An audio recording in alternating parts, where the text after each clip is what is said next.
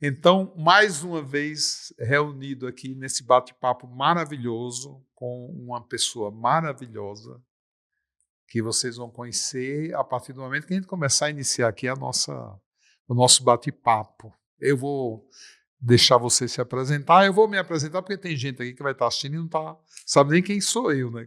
Quem nem está falando. Eu sou o Joel Aleixo, você já me conhece, né? Mas aqui me apresentando. Eu sou alquimista há 40 anos já. Eu moro aqui no estado de São Paulo e estou hoje à frente de uma grande amiga, em primeiro lugar, uma amiga, e também uma aluna minha e uma grande alquimista, que vem lá da Bahia. Isso. Não é isso? Você vem da Bahia.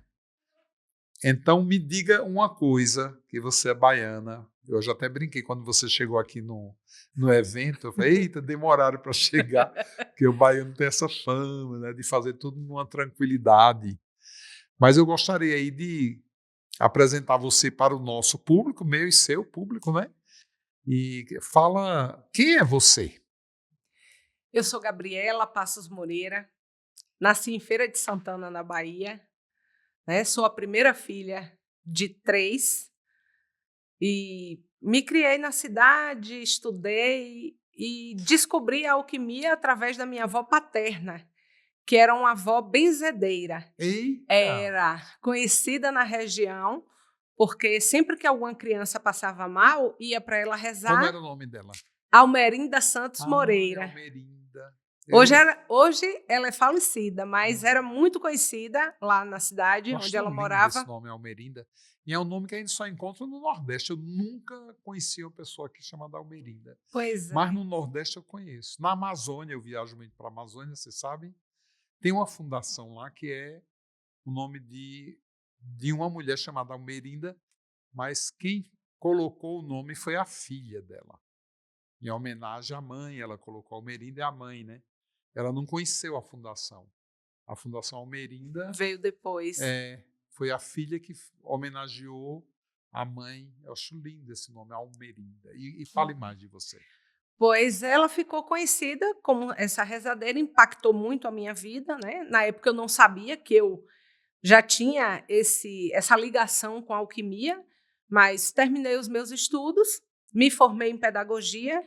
Na universidade eu conheci Gemicré, né? Eita, Gemicré. Eu achei que a minha missão era, a gente desempenha um trabalho na educação, e eu achei que a minha missão era educar, né? Esse trabalho Sim. na educação do país. E tudo foi indo e dando muito certo até que chegou a pandemia. E quando a pandemia chegou, eu precisei me reinventar, porque sabe aquele processo da fênix, de morrer o velho e nascer o novo? Desde que eu, né, comecei a trabalhar, eu nunca parei. Era um trabalho atrás do outro. Eu já cheguei a trabalhar em 2 escolas.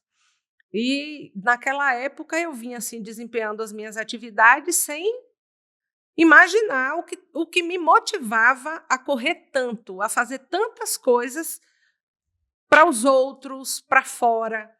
Então, quando a pandemia chegou, eu precisei parar. E me diga uma coisa, porque você iniciou a conversa falando da dona Almerinda. Isso. E depois você já está falando nos tempos atuais, né? Uhum. Aí a pandemia foi há pouco tempo atrás, né? E você trouxe alguma coisa da Almerinda para essa época aí, para essa iniciação na vida escolar, na vida como professora, na vida como... Você trouxe alguma coisa da Almerinda? Trouxe. Ou você foi descobrir a Almerinda depois que você conheceu a alquimia? Eu trago muito dela, que é o acolhimento. A minha avó era uma pessoa muito especial. Ela tinha a sensibilidade de olhar para as pessoas e acolher, se colocar no lugar. Ela era uma pessoa empática. Não era só benzer, né? Não era só benzer, né? Então, depois que ela faleceu e que o tempo foi passando e que a gente veio ter noção do que era esse trabalho que ela fazia, do que ela representava, aí eu descobri que ela era uma alquimista. Que coisa linda isso, né? Era uma mulher de cura. E ela curava, Joel, com os galinhos de arruda. Qualquer Usava? criança que chegasse lá, ela pegava uns galinhos de arruda, rezava, fazia uma oração, benzia e magicamente a criança melhorava. É impressionante isso, né? É. Porque isso é real, né? Quando Isso eu é muito cheguei aqui no real. sítio, que eu vi a mandala da arruda, eu fiquei Eita, encantada. a Almerinda estava lá É. com você. E eu já fui agradecer muito, sabe? Vó, gratidão por ter me trazido até aqui. Eu não tinha ideia. Eu tive mais, durante a infância, mais ligação com a minha avó cigana. Sim. Mas no decorrer, né, dessa descoberta minha, que eu achava que eu tinha nascido para ser professora, aí depois eu descobri que eu nasci para cuidar de gente. E eu cuido de gente na escola. Então, esse lugar de cuidar, de acolher as pessoas, veio muito da minha avó Miruta, da Almerinda. Ah, como é que você chamava ela? Miruta. Miruta? Isso. O nordestino tem uma coisa interessante, né? Porque lá em casa, De por exemplo, colocar os apelidos. chegava um amigo meu, a família é paraibana, né? Então, às vezes, chegava lá um amigo e falava, cadê Joel pro meu pai, por exemplo. Aí o Joel tá aí. Ele olhava assim para a pessoa e falava, Não conheço. Joel. Então, isso é real. Isso é real. Coloca o apelido, né? É. E aí fica aquela como uma marca registrada, como um nome, como uma identidade mesmo. Então, minha família, eu estou acostumado a chamar só por o nome do apelido, né? Eu não chamo pelo nome a pessoa. Às É um vezes codinome. diz assim, o seu tio Ferrúcio. Ferrúcio? Quem é Ferrúcio? É Tonton. É Tonton. Tá falando de Tonton, que era a vida inteira, não sabia nem que o nome dele era Ferrúcio, porque a gente chamava ele de Tonton. Essa coisa é carinhosa, né? Que o nordestino tem uma coisa muito carinhosa. E você entrou que ano na faculdade? Eu entrei em 1995. Em 95. Aí E lá, quando você estudei. entrou, já direto para ensinar, já... Eu comecei a estudar e veio uma oportunidade de trabalhar numa escola, que é uma boa escola na minha cidade. Sim. Até hoje é uma das melhores do país. E assim, eu tive a Poxa! oportunidade de estudar e trabalhar. Sim. E fiquei quase 20 anos Nossa! Então você tem muita trabalhando. história para Tenho contar muita história na para área de contar. educação. Mas assim, antes da gente bater esse papo aqui, a gente estava conversando aqui na mesa e você falou que era diretora da escola, é isso? Eu sou diretora da escola hoje. Naquela época eu era Professora. e depois coordenadora. Então você fez a carreira Fiz mesmo a dentro carreira da escola. dentro da escola. É do estado, é federal? Era do uma escola município? particular e hoje é do município. Que interessante. Eu já vi ao contrário, né? É. Do município virar, mas assim, ao contrário, era particular. É raro, e era depois a particular. prefeitura foi e pegou a escola para eles. Não, era uma escola particular. Tá. E depois eu fiz o concurso, passei. E na época a Gemicre ia embora porque queria fazer um doutorado. A gente pensou até em mudar de país. E acabou que não deu certo, graças a Deus. A gente continuou morando aqui no Brasil. E aí eu fui trabalhar para a prefeitura. E nessa escola eu atuo como diretora. Nossa, que legal. Você fica falando desse tal de Gemicre aí. Explica aqui para as pessoas que estão nos assistindo, quem é o Gemicre na sua vida, né? Quem é ele? Gemicre é uma alma especial, que eu conheci ainda no tempo da faculdade. Nós namoramos, casamos, e de lá para cá já tem 27 anos de casamento. Nossa Senhora! Uma alquimia. Que paciência que você tem com o Gemicre. Uma alquimia. É uma alquimia. O relacionamento hoje é uma alquimia, né? E quando você fala da Almerinda, do acolhimento, né? Quando você fala de você hoje ser um alquimista também que acolhe, essa coisa do acolhimento é uma coisa muito importante dentro da alquimia, né? Eu sou alquimista e eu valorizo bastante isso. Tem uma coisa interessante que os alquimistas falavam, que eu demorei um pouco assim para entender o que realmente significava aquilo. Que esse acolhimento, ele define, num primeiro momento, aquilo que a gente chama de momentum. Isso. Né? Usa-se a palavra aí em latim. Momentum. Então, esse acolhimento criado, né, naquele momentum, é super importante, né? Porque se você fizer uma boa acolhida, você já tem aí um resultado curativo. Isso. Você acredita nisso? Acredito. Acredita? Acredito porque as pessoas muitas vezes carregam dores que elas não sabem, né? Sentem o efeito disso e não percebem que elas podem compartilhar e diminuir esse peso que elas carregam. Então, esse momento ele é muito forte porque acontece, né? E eu percebo assim que alivia as pessoas. Muitas vezes a alquimia é só a escuta. É o falar, é o contar essa história. Muito legal. Me diz uma coisa que eu fico curioso, assim, olhando para você aqui conversando. Você vai conversando e vai passando tanta coisa na minha cabeça. É assim, ó. Você fez uma carreira na escola. Sim. Então você entrou naquela escola, você foi se especializando até chegar na diretoria. Então, isso é um caminho, né? Você percorreu um espaço. Você gastou um tempo que não foi um tempo qualquer, né? Um tempo, uma vida, né? Se fosse um filho, quase 30 hoje anos. Era um rapaz de 30 anos, né? Mas o que eu fico curioso, assim, é que durante 30 anos você trabalhou na área da educação. Aí, de repente, chega a alquimia. Você se encontra com a alquimia. A gente estava falando de momento, né? Que momentum foi esse que você se encontrou com a alquimia, que a alquimia se encontrou com você? Olha, Joel, essa é uma pergunta que eu também me faço, né? Quando eu conheci Gemicrê, eu percebi que assim, os nossos avós eram amigos e a gente não sabia, veio descobrir depois. Então eu vejo que a vida prepara essa energia. Antes eu via esse trabalho em prol da educação, hoje eu vejo que a gente se uniu para cuidar das pessoas. Então, a alquimia, de certa forma, já existia dentro da professora, embora ainda adormecida, porque eu não tivesse consciência. Mas hoje eu sei que o meu trabalho de educar é dar visibilidade para as pessoas. Você continua sendo diretora? Sim.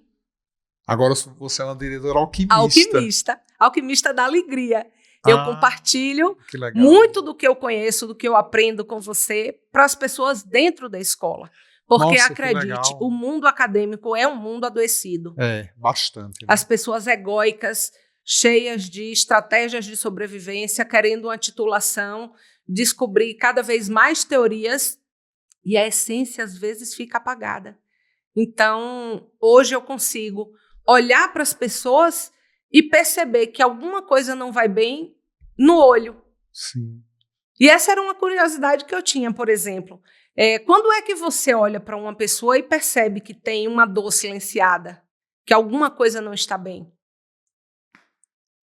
Isso é uma pergunta que você está fazendo para mim? Isso, é. Aliás, eu ouvi essa pergunta várias vezes, porque quando a gente fez aqui aquela vivência, né, com vocês todos, aí uma das alunas, ela estava muito impressionada. Ela falou, é impressionante essa coisa de você chegar e você já fazer um diagnóstico muito rápido e você ir direto ao ponto. Mas isso é experiência. Quem faz isso é experiência. Então, quando você consegue somar sensibilidade que você tem com a experiência, aí você vai ficando muito mais assertivo, astuto, né? Assertivo. Você fica mais assim, eu acho que pontuando o caminho certo a seguir.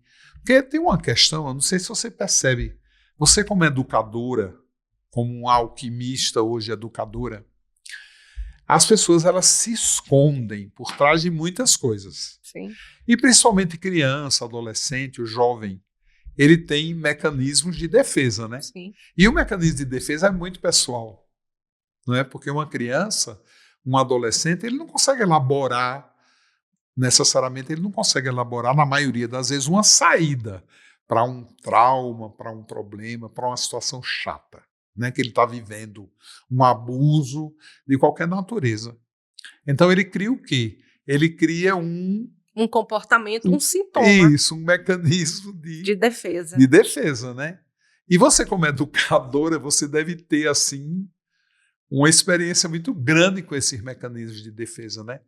E muitas vezes a educação, ela não está preparada para isso. Verdade. Ela está preparada para quê? Para educar. Ela está preparada para quê? Para te passar conceitos, dogmas, crenças, uma história que a gente sabe que é muito furada, a nossa história, né? Muito manipulada, mas não para lidar com essa experiência humana.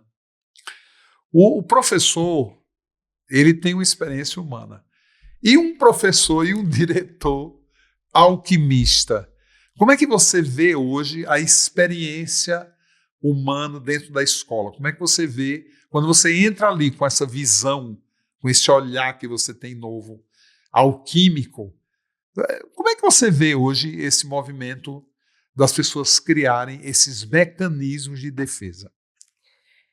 Eu vejo como uma grande oportunidade da vida, porque nesse olhar cuidadoso eu já tive a oportunidade de ajudar muitas crianças que sofrem bullying, crianças que vivem em lares desestruturados, oportunidade até de, numa conversa, orientar um casal e trazer essa alquimia da palavra, trazer esse momento de clareza, de escuta, porque às vezes o que falta é o diálogo. Então, me deu assim um campo muito grande de atuação, porque quando a alquimia chegou, eu imaginava que eu deveria parar de ser professora para ter um consultório e ser alquimista. E depois eu percebi que eu posso usar a alquimia dentro da escola, porque as pessoas mais precisadas estão lá. Com certeza. E E assim, é o tipo funciona. do ambiente que ele é um ambiente que prepara a pessoa Isso. para o futuro, né? Ele é um ambiente que tem, você vai dar um grande passo ali, né? Com o conhecimento, despertando uma sabedoria, Os talentos, né? né? As habilidades das crianças precisa desse olhar cuidadoso. Meu, Não é muito só legal. técnico, não é só acadêmico. E a alquimia abriu muito. O que Abriu muito. abriu muito a sua visão? Abriu. Tem alguma coisa assim dentro desse caminho de abertura de visão com os adolescentes, com os jovens assim que você lida, que te chama a atenção? Especialmente dos professores.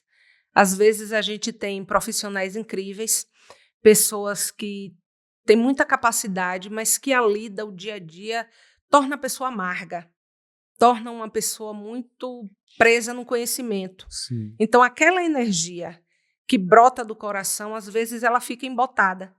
E eu percebo isso porque quando a gente começa a conviver com as pessoas, a conversar, a gente percebe o sintoma falando. Às vezes é aquela perna que não para quieta, é a Sim. insônia, é a ansiedade, que parece que todo mundo hoje tem ansiedade. É verdade. Né? E assim, eu vejo muito isso porque eu também passei por um processo. Eu falei da pandemia, mas assim, eu enxerguei que a professora virou alquimista quando eu me descobri. Porque até aquele momento eu morava na mesma casa, tinha o mesmo marido, usava o mesmo carro, trabalhava no mesmo emprego, mas eu nunca tinha parado. E aquela oportunidade de ficar 15 dias em casa, mais 15, e o tempo passando, me fez eu ver que eu trabalhei muito durante muito tempo fugindo da minha dor. Então, isso aqui foi uma ferramenta. Você sabe o que é que eu tenho dentro dessa bolsinha? Eu estou curioso, eu estou vendo ela Vou ali te paradinha, contar. olhando para mim. Vou te contar, porque assim, ó, aqui tem uma ferramenta incrível da alquimia que eu amo, feita por você. Tarô. É o tarô alquímico.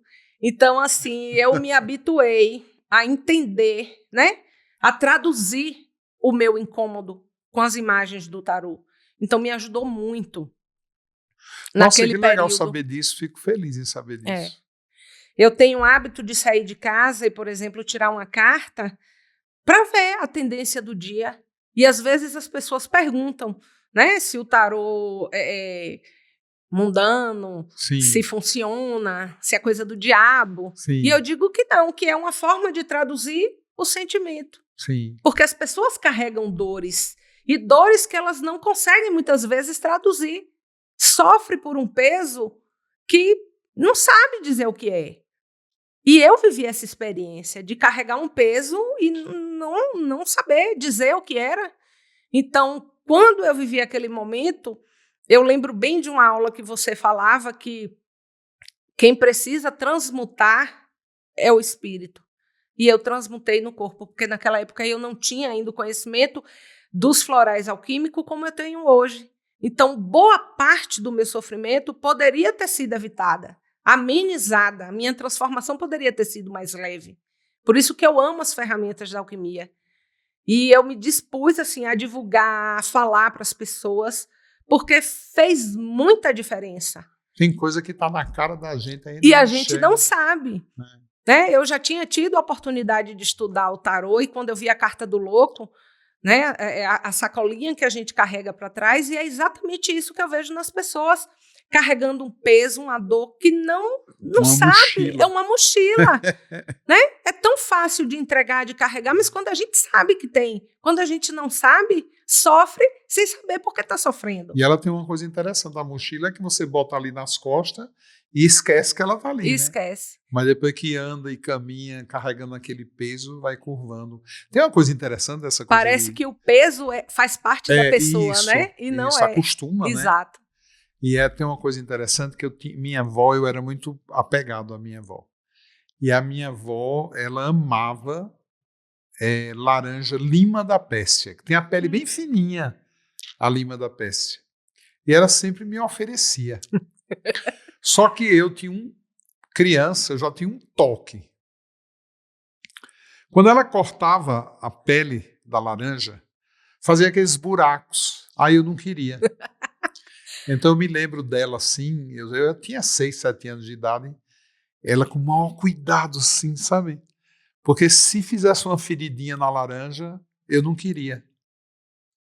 E quando ela morreu, nossa, eu tinha assim, como eu tinha uma paixão muito grande por ela, eu amava ficar cheirando a laranja, porque eu me lembrava A dela. memória.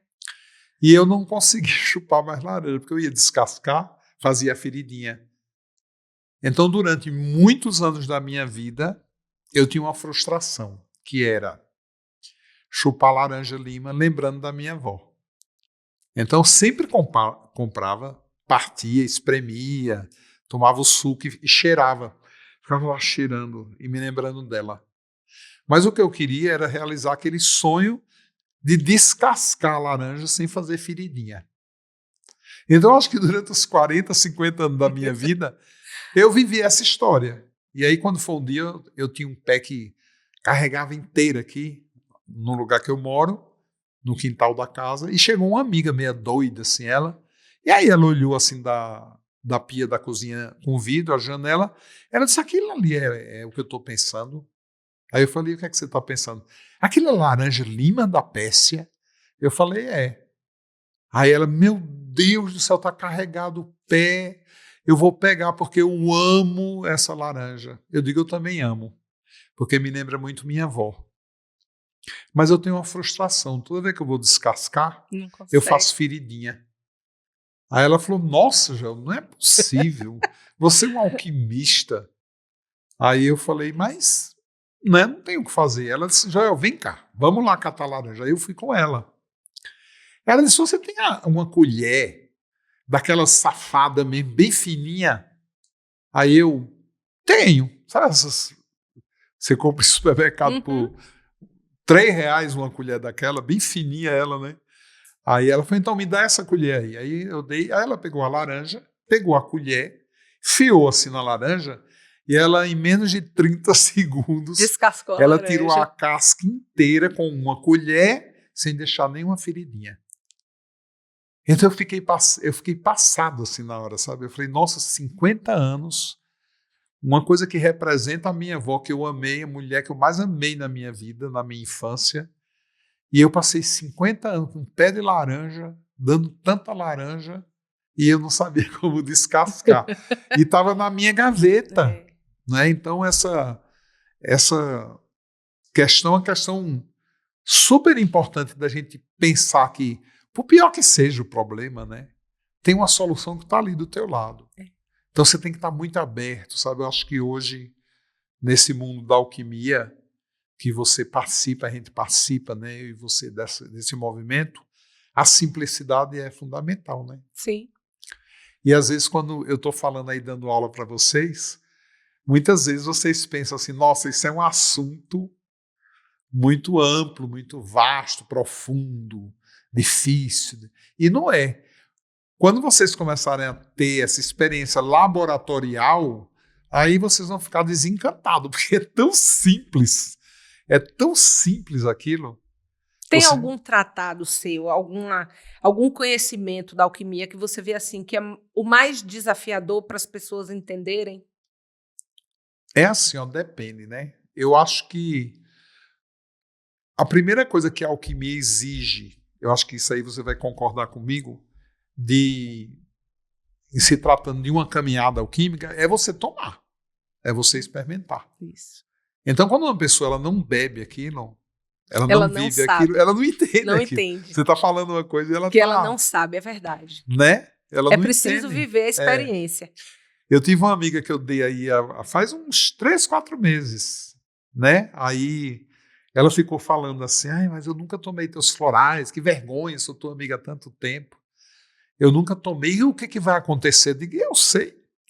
Eu Não não dá sei. para prever. Porque cada um é um. Eu uma faço uma experiência. ideia. Esse floral vai ser para a base do corpo, então pode ser que você sinta da cintura para baixo. Mas assim, o que você vai sentir, com o que você vai sonhar, isso aí tem a ver com o teu ser individual, não sei disso aí. Então isso é contigo. Aí ela ficava, ai, mas eu não consigo entender o que é isso, assim, mergulhar no inconsciente, eu não consigo entender. Eu falei para ela, então toma, e para de encher meu saco, toma esse negócio aí. Você sabe que eu também percebo isso? As pessoas, quando a gente fala do floral alquímico, elas carregam um pouco de medo da exoneração. E normalmente eu gosto de explicar com a carta do alquimista, né? Quando a gente vê o alquimista com todas as ferramentas sobre a mesa, a gente entende. Ai, tá aqui. Olha que lindinho. Fala muito desse lugar, né? Da experiência, né? De você ver o que é que você pode usar como uma ferramenta. Não é ruim ter a exoneração. Muito pior é você carregar o peso não ter e ficar com o lixo. Não ter a exoneração. Porque se é uma coisa que vai te trazer cura, e eu falo de cura mesmo, porque assim, é como você disse, a experiência é muito individual, mas a gente não se reconhece no antes e depois. Porque traz consciência, dá uma visão de mundo que a gente já não tinha. Para mim, um dos tratados mais incríveis é exatamente o do DNA. Porque, assim, eu olho para minha família, por exemplo, e vejo uma repetição de padrão, que até um tempo atrás eu não percebia. Fazia parte do grupo, repetia as mesmas doenças, os mesmos pensamentos. Incrível isso. E hoje eu olho assim e digo, não, gente, aquilo ali é o corpo mandando, não é o espírito.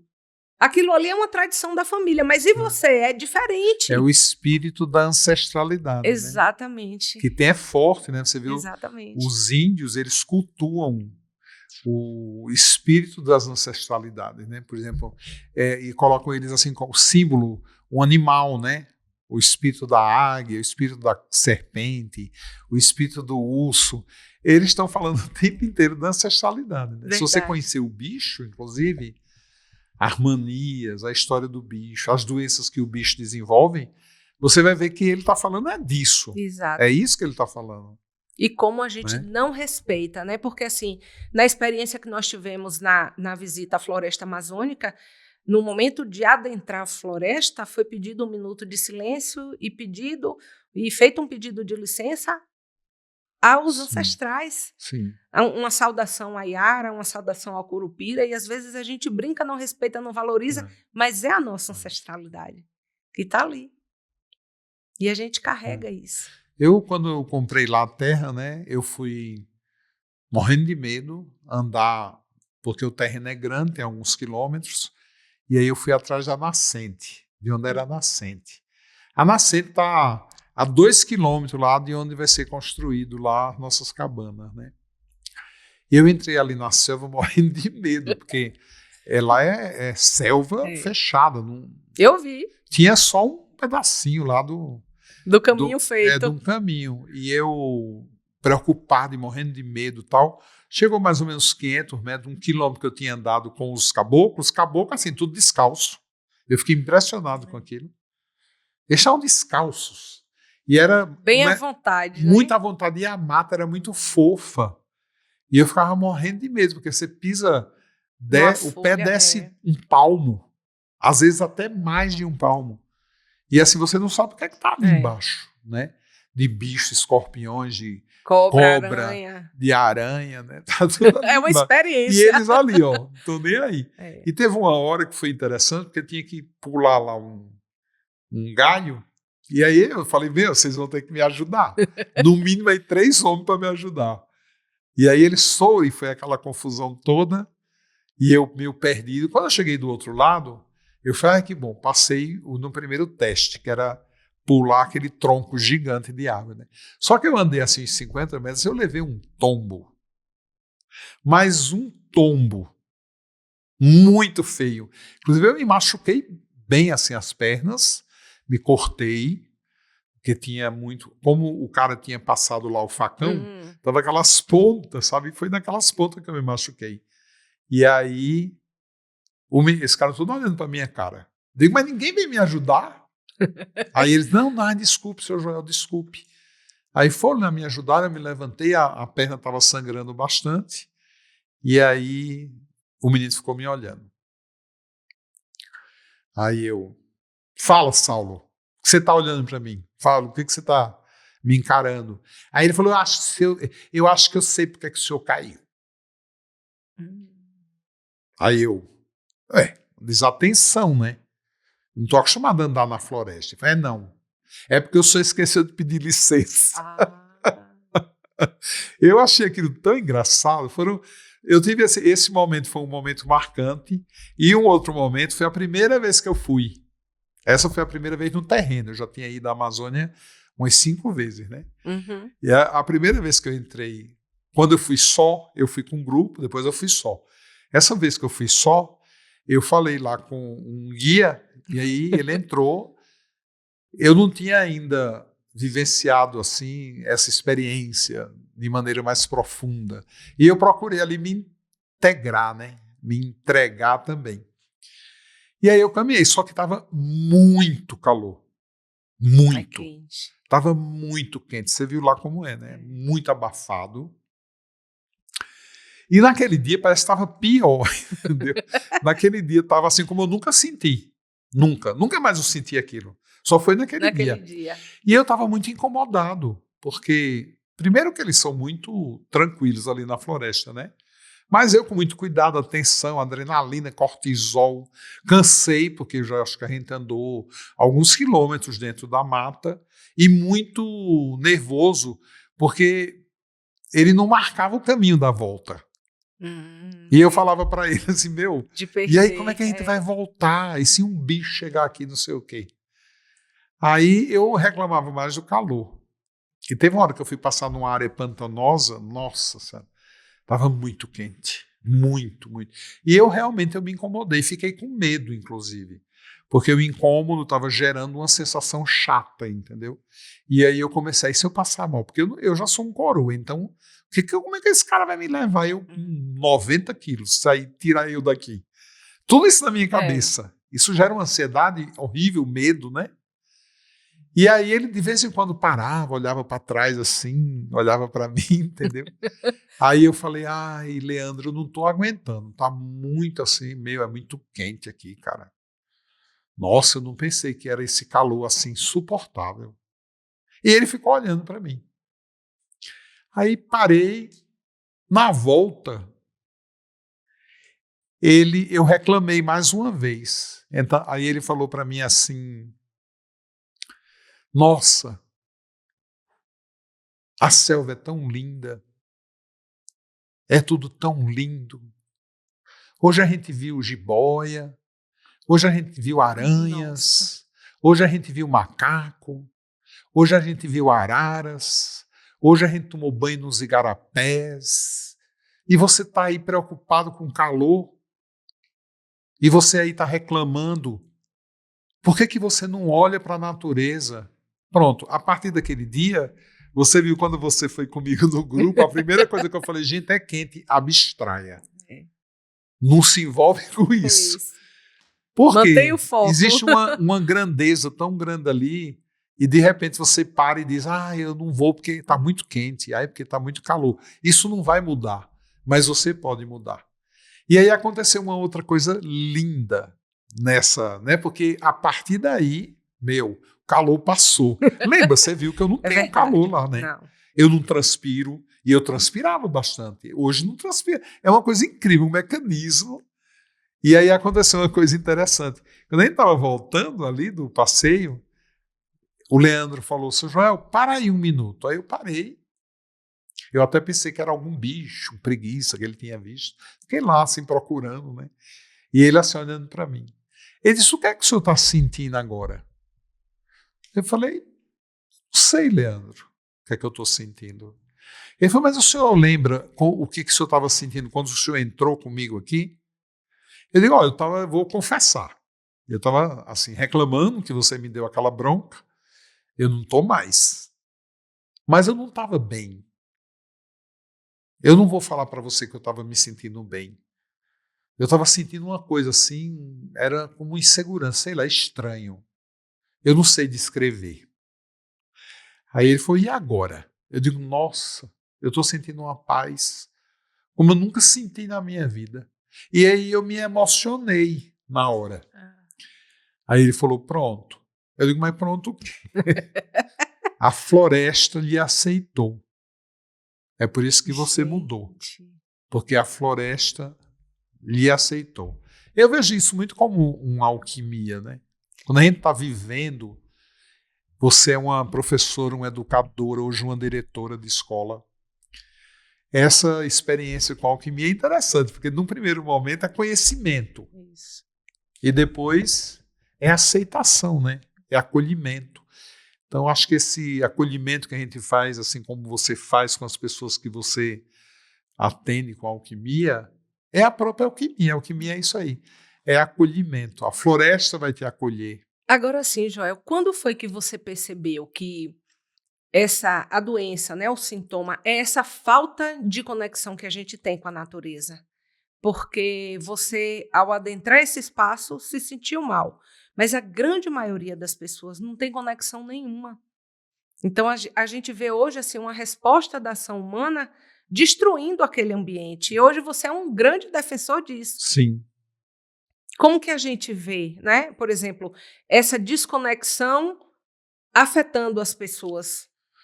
Eu acho que essa desconexão não vem nem lá de fora, né? Eu acho que ela vem de dentro mesmo, né? Por exemplo, hoje é impressionante. Quando eu falo da Amazônia para os meus amigos, na cabeça deles vem assim, macaco, entendeu? Tartaruga, jacaré, onça. Não vem a natureza. Não vem a integração, a totalidade. Não vem. Porque eu acho que eles não vivem aquilo. Eu acho que vocês passaram por um momento de transformação muito grande na Amazônia porque vocês bebem a Amazônia. Vocês bebem as ervas, as flores, a vida traduzida de uma maneira alquímica. Eu acho que isso é bem legal. E falando nisso, eu quero te fazer uma pergunta. Você, como alquimista, lá na sua escola, com o Gemicrê, seu companheiro, você se utiliza das ferramentas alquímicas? Sim. A gente fez essa proposta, né, de ajudar no autoconhecimento desde o período da pandemia e divulgou um trabalho que a gente chama de Jornada da Alma. Então, uma vez por mês, legal. A gente se reúne. Não é obrigatório, os professores, os funcionários que desejam, eles participam do nosso grupo e a gente já tem uns 3 anos, né, aprofundando esse grupo. E a gente vê a transformação das pessoas, porque o comportamento da turma tem muito a ver com o professor. E não é uma coisa que eles têm essa percepção, porque é muito comum das pessoas assim, você tem um problema e o culpado é sempre o outro. O culpado é o governo, o culpado é o outro que te incomodou. É o sistema. É o sistema, é a situação. Você nunca se vê como responsável por aquela situação que você está vivendo. Então, isso ajudou muito. Então, a gente usa algumas pessoas, já mesmo a alquimia floral, a gente usa o mapa, o conhecimento, né, da astrologia para situar e muito do tarô. Olha, eu amo essa ferramenta. De todas as possibilidades de tarô que existem, o tarô alquímico me escolheu e eu sou muito grata. Isso aqui faz parte de atendimento, já fez com funcionário, com mãe de aluno, né? Nossa, até colegas, a mãe dos alunos já entrou aqui na dança alquímica. Já. Antigamente eu tinha um tarô em casa que eu era assim, muito acanhadinha para usar. Depois eu comecei a colocar um na sala do atendimento, o meu pessoal, que ninguém mexe, é só meu. E esse Sim. que fica na bolsa para todo canto que eu vou, eu carrego com ele. Então eu já vivi sim a experiência de encontrar pessoas diante de situações perdidas. E aí eu me lembro sempre daquilo que você fala, não sou eu que vou escolher por você, Então, é o teu espírito. é. Então, E olha, eu tenho essa funciona, hein? ferramenta e funciona. Funciona. E Teve funciona. uma mulher que chegou para mim, muito amiga minha, ela, uma grande dama da sociedade paulista, ela. Uma mulher assim muito poderosa, muito rica, né, e tal, essas histórias todas. Aí eu acho tão lindo esse crepitado de Do madeira. fogo. Tony fica bravo, o nosso diretor aqui do podcast, ele fica bravo porque tem um som a mais aqui, mas o som a mais é do nosso crepitado dessas madeiras maravilhosas aqui do sítio Paz e Bem. Primeiro elemento. O elemento Alquimia, fogo, o fogo. elemento fogo. E ela falou para mim, ela foi lá, ai, pelo amor de Deus, joga um tarô. Eu já não jogava mais. Eu tinha raiva, inclusive. Eu dizia, não quero mais. Estava afastado do tarô. Por quê? Não por causa do tarô, mas era a quantidade de gente que vinha me procurar para jogar tarô, entendeu? Então eu dei um time, falei, não quero, né? Dei um tempo. E aí aconteceu uma coisa interessante, porque como ela era muito amiga e me ajudou muito em vários projetos, não tinha como dizer não, entendeu? Aí eu falei, não, vou fazer o seguinte, senta na minha frente, eu vou colocar as cartas, você pensa aí no que você quer conversar, porque eu não quero nem que você me fale a respeito, eu só quero que você puxe uma carta. E eu vou tentar, aqui com minha intuição, entender que símbolo é esse. Aí eu coloquei o tarô para ela. E aí eu coloquei as cartas, e aí ela tirou a carta dos medos. E a representação é um demôniozinho, né? E aí quando ela colocou a carta dos medos, a primeira coisa que veio na minha cabeça foi uma situação insegura. Ela está com medo de alguma coisa. Foi a primeira coisa que veio na minha cabeça. Só que a segunda coisa que veio na minha cabeça foi, é uma pessoa. Isso aí é uma pessoa. Então é essa pessoa que está gerando o medo. Esse medo nela. E aí tem aquela história dele, o demôniozinho, né, o cãozinho lá, está segurando um cérebro. E aí o meu olhar foi para o cérebro. Eu olhei, eu falei, nossa, é um manipulador. É. Eu pensei na hora assim, esse cara, além disso, é um manipulador. Aí eu olhei para ela, e ela olhando para mim, né, esperando. Aí eu falei, vou lhe fazer uma pergunta. Tem relação com alguma pessoa? A ela, tem. Eu digo, é um homem. Ela disse, é. Aí eu disse, é seu parente? Nossa. Ela falou, é meu parente. Eu falei, me diga uma coisa, tem algum documento envolvido? Aí ela, tem. Você é um bruxo? Aí eu falei, você tem que assinar alguma coisa? Ela disse, é isso aí. Ela não me dava muita informação, é isso aí. Eu falei, não assine. De jeito nenhum. Aí ela, ai, graças a Deus. Ai, Joel, muito obrigado, graças a Deus. Eu disse, por quê? Ela disse, porque meu irmão, ele fez todos os, são 5 irmãos, ele fez todos os 5 assinar um documento, uma procuração de plenos poderes para ele resolver a herança da família, de papai e mamãe. A gente está fazendo inventário. Não, e aí meus irmãos assinaram, mas eu não quis assinar, porque sempre eu me sinto mal com essa história. Por isso que eu vim te procurar. E agora você mostrando essa carta feia aí, e falando isso para mim, aí é que eu não vou assinar mesmo. Aí eu falei, assine não. É engraçado que quando eu atendo as pessoas com tarô, acontece muito isso, da própria pessoa tirando a carta, fazendo a leitura. Ela né? entende, Ela né? entende Porque o qual é a inconsciente se energia. revela Exato, com o símbolo. Exato. E você sabe que deu o quê? Uns 5, 6 meses depois ela voltou. Ela voltou. Ela foi comprar florais na loja e ela estava levando um presente para mim. Estava próximo do meu aniversário. Ela é muito fina, uma madame, né? Muito educada, muito gentil ela. E ela falou para mim: meu irmão querido, meu amado, você não sabe do que você me salvou. Eu disse: foi que houve? Não lembra não da carta? Eu digo: lembra, porque é tanta gente. Ela falou: Joel, você não tem noção do que meu irmão fez com os outros irmãos. Só não fez comigo, porque eu não assinei. Mas assim, tá na briga, tá no... E assim, ó, agora a confusão foi tão grande que ele teve que sair do país, porque tem um outro que quer matar ele. Falou que vai matar ele, o meu outro irmão mais velho. Porque ele fez assim... Horrores. Eu estava com um amigo também que foi interessante, ele fez uma leitura fazem uns 6 meses, uns 7 meses. Encheu minha paciência, né, para eu tirar a leitura. Ele tirou lá uma carta. Eu falei assim: eita, te prepara. Aí ele: me prepara por quê? Eu digo: sei lá, tu puxasse isso aí, uma sensação tão ruim, mas puxa outra. Aí ele puxou, eu digo: vixe, piorou. Misericórdia. Eu falei: piorou. Aí ele falou: nossa, Joel. Aí eu falei: tira outra aí. Aí ele tirou a terceira, eu digo: ah, meu Deus. Não, mas essa aqui é mais bonitinha. Eu digo: é mais bonitinha, mas ela é ordinária. Ela é ordinária, ela é bonitinha, mas ela é ordinária.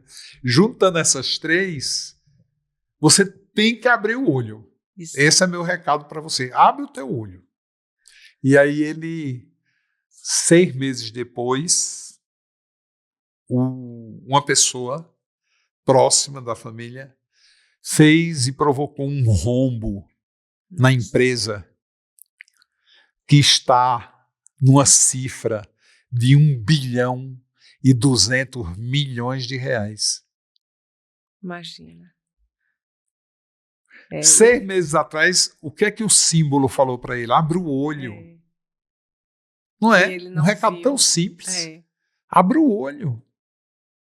E é engraçado, né, Joel? Porque às vezes a gente pega o tarô para fazer uma leitura e é um atendimento leve, mas às vezes é um atendimento mais pesado. E a gente observa isso quando a pessoa não segue aquela recomendação. E eu não sei como ainda tem gente que duvida da ferramenta. Duvida da ferramenta. E me diz uma coisa, essa ferramenta, ela é uma ferramenta que se utiliza muito de símbolos, né? Sim. E símbolos que vêm do nosso inconsciente.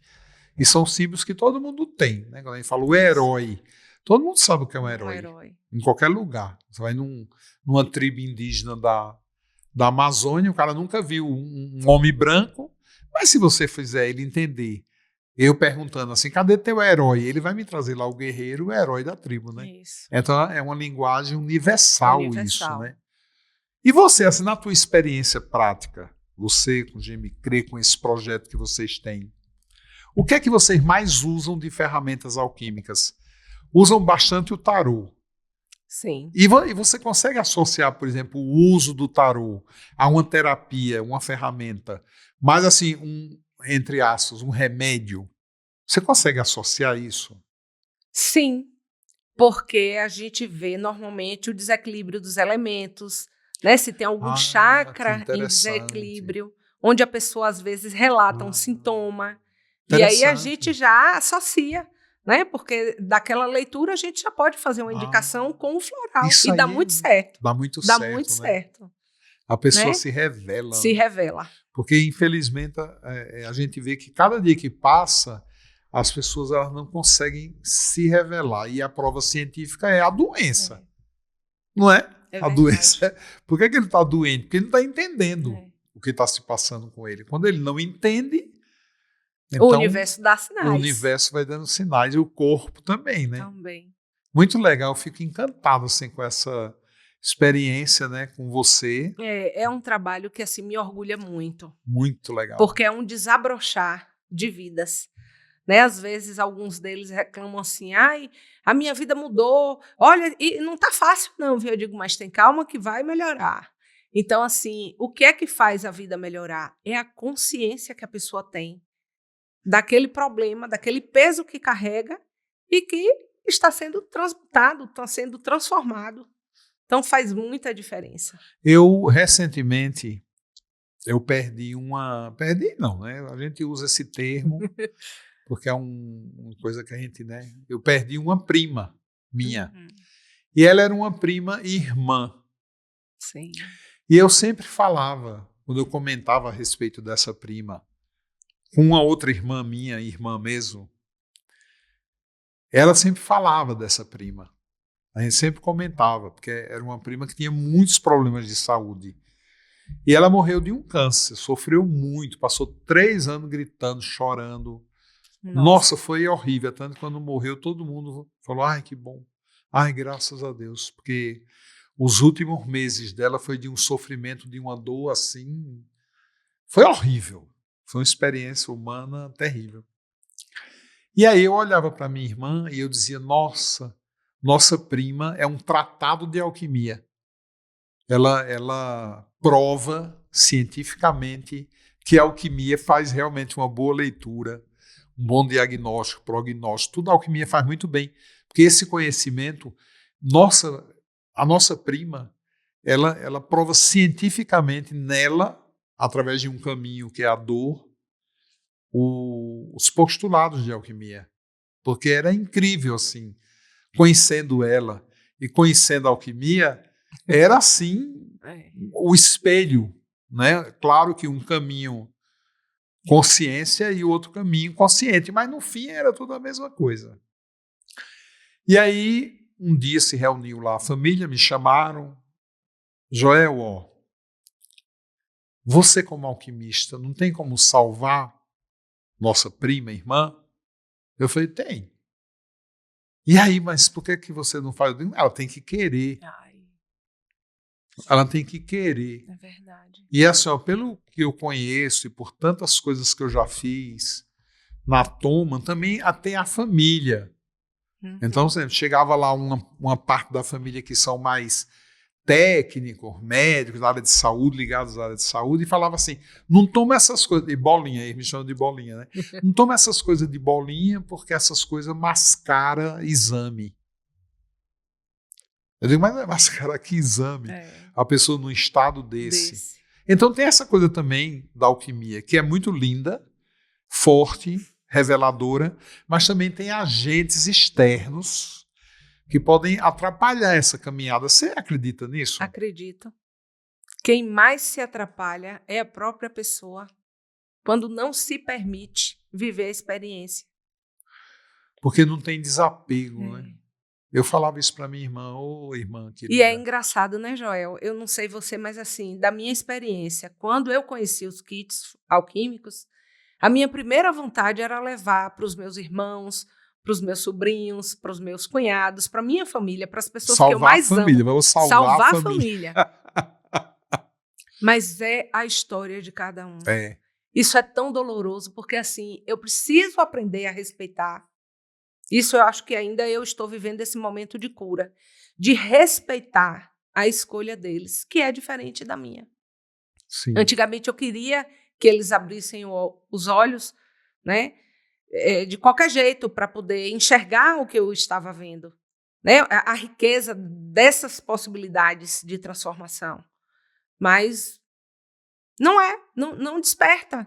É aquela coisa assim de acreditar no médico, de acreditar no antibiótico, que tem o seu momento. Mas quando a gente vem para o poder curativo das plantas, lá na escola o pessoal fala, olha, Gabi é parente de índio. Eu digo, sou. Primeiro a gente toma esse remédio. É remédio de índio. Então, assim, tem uma dor de cabeça. Aquele olhinho que você tem, porque eu sempre tenho algum óleo dentro da minha bolsa.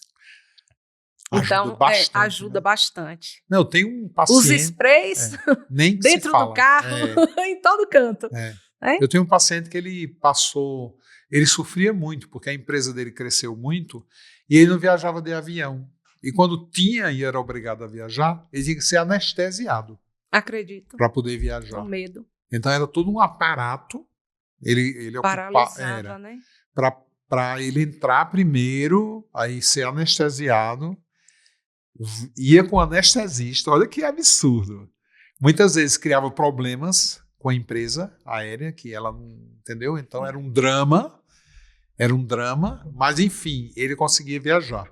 Ele conseguia. Porque ele tinha um pânico muito, muito, muito acentuado. Não acredito. Então ele tinha ordem médica, assim, ele só podia viajar nessa condição. Então, aí ele viajava, aí ele ia. E aí ele chegou para mim e falou, eu não aguento mais isso, porque assim, cada dia que passa, eu vou ter que viajar mais, e aí como é que eu faço? É mais difícil. Eu falei para ele assim, coloquei lá a coisa mais simples da alquimia, que é o kit Primus, falei, enfia a mão aí, tira, pra gente ver, fazer uma leitura rápida. E ele tirou lá os florais. Quando ele tirou, eu nem entendi direito por que ele tirou aquilo, entendeu? Porque não tinha muita relação com aquela história dramática que ele contou do pânico, né? Mas, enfim, preparei, ele foi... E aí, depois de alguns dias, ele me ligando, assim, insistentemente, falei, o que foi, homem? Tu me enche o saco. Se eu soubesse, eu não tinha te atendido, porque tu tá me enchendo a paciência. É porque eu preciso falar com você, cara. Aconteceu uma coisa comigo e eu acho que é bom para você, porque isso é história que você vai gostar de contar. Aí ele foi, eu não tinha nem... aí ele falou para mim que, quando ele começou a tomar os florais, ele sentiu muita disenteria. E muita vontade de fazer xixi e muito enjoo. Processo de limpeza, né? Exoneração. Um processo de exoneração violenta, né? Depois ele começou a ter muitos pesadelos, mas ele não lembrava de nenhum. E o último pesadelo, que foi, eu creio, o momento de cura espiritual, mental, tudo ali, ele indo num prédio, assim, como numa galeria, e aí o pai empurrou ele no elevador. Nossa. E apertou o botão e deixou ele sozinho dentro. A causa do pânico. Entendeu? Então ele olhou para mim e falou, você acha? Eu tive uma experiência, nossa, Joel, eu acordei todo cocosado. Eu acordei todo assim, urinado, tanto medo que eu tive. E meu pai fez isso comigo e não foi uma vez só, não. Uma vez, quando foi inaugurar a primeira escada rolante do Recife, ele me empurrou na escada. Eu apavorado, porque eu não queria subir na escada, e ele me empurrou na escada. E eu fui gritando. É uma experiência visceral, né? Então visceral. O corpo guarda. E aí, quando ele entra no avião, vinha toda essa coisa da escada, do elevador, da altura. E assim, só com um floralzinho básico, você acredita? Teve essa cura, que para ele foi um milagre, né? Porque 1 mês, 2 meses depois, ele já viajava no avião sem ser anestesiado. Tomava calmante, mas assim, ele falou, um comprimidinho de 0,5 gramas de um calmante não é uma anestesia. Então, eu estou muito feliz. E hoje, ele é meu amigo, né? Já se passaram aí alguns anos dessa história, e ele é o cara que mais ama avião. Ele fala, eu adoro uma turbulência. Eu me sinto na Disney, ele fala com a turbulência. Então você vê a mudança, né? Isso. E é uma mudança que aconteceu por quê? Porque se tirou sujeira, trauma. Eu fico tão feliz de ver que você, nesse caminho aí da educação, levando a alquimia, você não está levando para paciente, né? A alquimia você está levando para pessoas que são formadoras de opinião. São pessoas que elas têm uma gerência, eu não digo nem gerência, eu digo gerência mesmo, sobre a vida de outras pessoas. Então é um trabalho assim que realmente você está de parabéns. O GMCRE também vai fazer um bate-papo depois com a gente, né? E vocês estão de parabéns, levando essa alquimia para o mundo. Eu queria que você deixasse aqui uma mensagem para o público em geral, você pode até olhar ali para a sua câmera e deixar uma mensagem dessa experiência para você, alquímica, mas para você. Não quero saber da escola, da professora, não. Eu quero saber da Gabriela. O que é que você passa hoje, assim, se despede das pessoas? Que mensagem você vai deixar para elas? Ai, Joel, eu acho que eu me sinto como a florzinha do mandacaru, sabe? Florando na seca. aquela sensação assim de agradecimento depois de uma transformação muito profunda. É isso que me anima. E eu gostaria de dizer para as pessoas que essa ansiedade, essa depressão, essa dor inconsciente, que às vezes vira uma dor física mesmo, é um pedido de socorro da sua alma. Então, ouve, para um pouquinho para se olhar, para se enxergar, porque você pode até duvidar da alquimia, mas você não pode duvidar da dor que você carrega. E tem cura. Eu acho que isso é o mais fantástico. É o que eu gostaria de propagar para todas as pessoas. Muito bem, amei. Fiquei emocionado.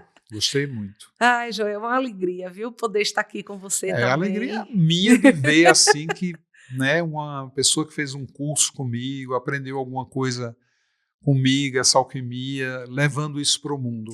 Eu acho que teve 2 coisas que eu não aprendi com você. O que foi? Uma, tomar vinho, porque eu já sabia. E a outra é descascar a lima da péssia com a colher. E eu acho que hoje eu aprendi a dica. A colher tem que ser bem fininha. Bem, daquelas que é bem fraca, inclusive, que entorta com facilidade. E ela corta bem, viu? Porque ela é bem amoladinha, né? As minhas avós, elas descascavam a laranja fazendo a tirinha completa, sem a feridinha, como você fala. Mas eu não sei descascar laranja, eu descasco assim, com a faca para frente. E faz a feridinha. E eu cheguei a ver você, né, mostrando como era que fazia, e eu tentei fazer com a colher e não consegui. Mas eu acho que é porque a colher não era essa fininha. Mas aí fininha. Eu vou tentar. A grossa não consegue. Tá bom, gente. Nós estivemos aqui com a Gabriela, um momento único, uma grande oportunidade, um bate-papo, né, onde a gente fala de tudo. Aqui a gente fala de tudo. Eu quero agradecer a presença de vocês. Gabi, muito obrigado pela presença aqui no podcast meu e seu, porque é nosso podcast. E aí nos veremos numa próxima oportunidade. Boa noite. Ai, te amo, Joel. É uma alegria imensa poder estar aqui com você, Muito aprendendo obrigado. Mais cada vez. Eu fico lisonjeado. Muito obrigado. É uma honra estar com você. Tchau. Tchau, tchau.